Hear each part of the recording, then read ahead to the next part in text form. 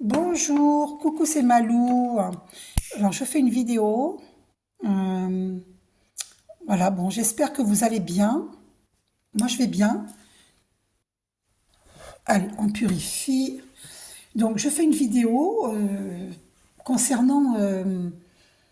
voilà, il y a des gens qui ne comprennent pas que, par exemple, quand quelqu'un a de la peine, ça c'est normal d'avoir de la peine quand il y a un décès, que Dieu nous protège, que Dieu vous protège et protège nos familles. C'est vrai, bon, ça fait de la peine, mais c'est normal, puisque quand on aime quelqu'un, ça fait de la peine, hein. Quand quelqu'un quitte ce plan terrestre, on est bien d'accord. Mais il faut savoir, il faut que vous sachiez que, pour ceux qui ne savent pas, que je vous donne un exemple. Par exemple, une jeune femme de 30 ans, par exemple, son papa a quitté ce plan terrestre.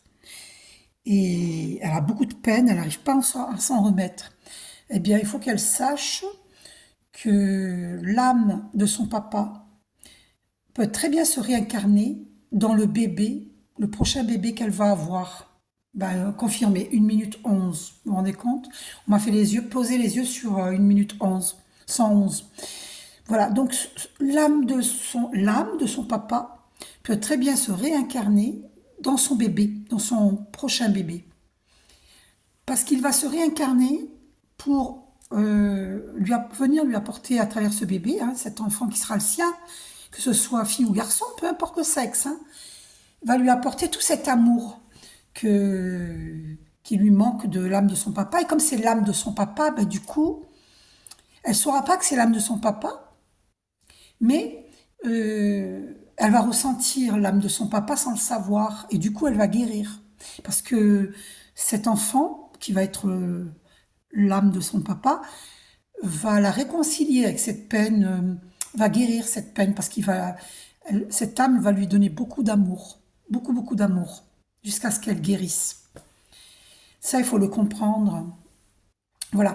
Et il peut se passer des choses, par exemple, euh, vous avez un petit frère qui avait une tâche de licence et qui a quitté ce plan terrestre. Et un de vos frères et sœurs a eu parmi ses enfants un qui a la même tâche de naissance et au même endroit, par exemple sur la fesse gauche, par exemple, la même tâche au même endroit. Eh bien, il y a de fortes chances que ce soit la réincarnation de cette âme qui est partie. Elle se réincarne pour venir réconcilier la famille autour de cet être qui vient au monde, euh, de cette âme qui était partie et qui vient se réincarner pour, pardon, pour le téléphone, qui vient se réincarner. C'est un appel indésirable en plus. Ils sont énervants, ces appels indésirables. C'est toute la journée comme ça, hein. Des 01, des 04, des 03. Qu'est-ce qui nous saoule? C'est du harcèlement, ça, hein. C'est vraiment du harcèlement. Euh, donc voilà, sachez cela, que les âmes de nos défunts se réincarnent dans nos familles ou dans nos amis et vont nous apporter tout leur amour pour qu'on guérisse de cette peine. Bon, ceci dit, quand même, je vous suggère d'essayer de ne pas, c'est facile à dire, mais essayez de ne pas porter cette douleur trop longtemps, parce que sinon, ça empêche l'âme du défunt de monter dans la lumière, hein, dans la lumière divine. Donc, il y a un moment où il faut vraiment penser PANSER, ces blessures, et puis dire au défunt, en allumant une longue bougie blanche, lui dire bah, écoute, maintenant tu peux monter dans la lumière, j'accepte ton départ, ça m'a été difficile d'accepter ton départ, mais voilà, ça y est, j'accepte.